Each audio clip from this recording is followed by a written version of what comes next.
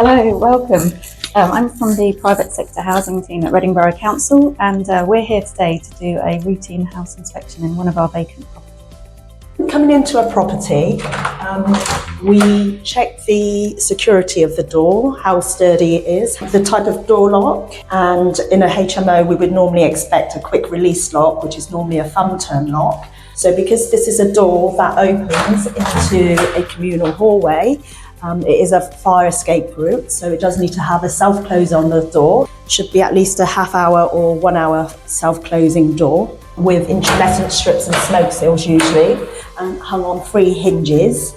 We also, in terms of fire safety, look at smoke alarms. A property should have at least smoke alarms in the hallways and in high-risk rooms. So this one is a mains wired smoke alarm. In single family homes, long life battery smoke alarms are acceptable. In HMOs, we expect mains wired type smoke alarms. In a bathroom, you expect to see a wash hand basin, a toilet, a bath or shower. You require tiling around wet areas to ensure that they can be easily cleaned and be kept free of mould. We'd also expect to have lighting, heating. So here, just out of view, is a radiator which is thermostatically controlled, which means you can alter the temperature for the bathroom specifically. Also, within bathrooms, you should ensure you've got adequate ventilation by way of an openable window or extract fan, which can be fitted to the ceiling or wall. When we do house inspection in a bedroom, well, we look at the condition of the windows. Normally, we will check if the window is in good condition, whether it closes properly into the frame, whether the seals are in good condition as well, and whether the window has window restrictor or a limiter, which basically restricts the opening of the window to a certain amount. Normally it will be 100 mils.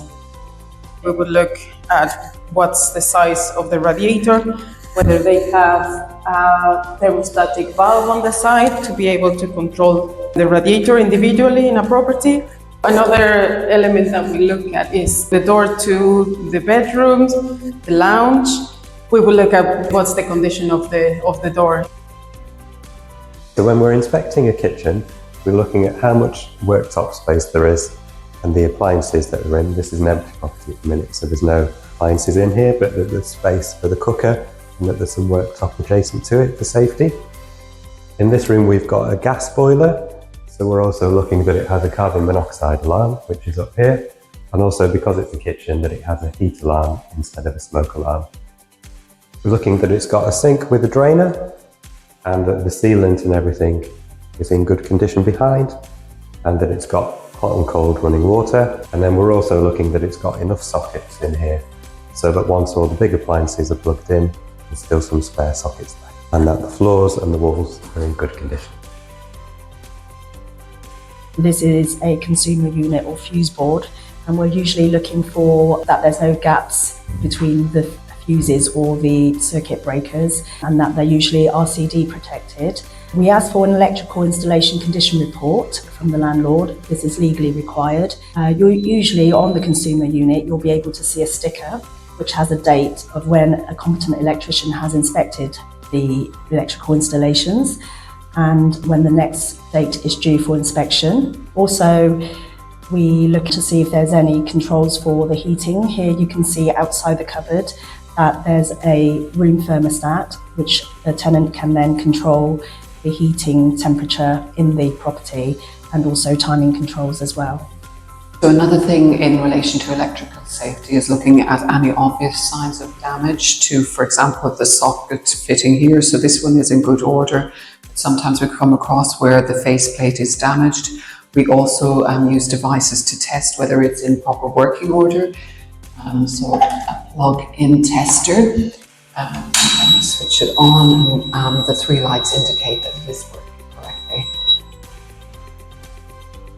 If we do see signs of dampness, such as water staining, then we may use our damp meter, the protometer, to test, and that would give us an indication of whether we needed to do further investigation. But typically where you would find this is around the window reveals here. This is the damp meter, and then we may test it on the walls here. This is showing green, so there's no sign of dampness in this particular wall. However, if there was dampness, then you might find that it would go red. Inspecting the exterior of a property, we'll be looking at the condition of the roof, chimneys if applicable, the walls, the windows, the doors, guttering, rainwater goods. If we can get to the drains, we'll be looking at the drains as well. On this property, as it's so new build, the windows are all in good condition. Obviously internally we would check that the window mechanisms worked and the security worked. Guttering is all in good condition here.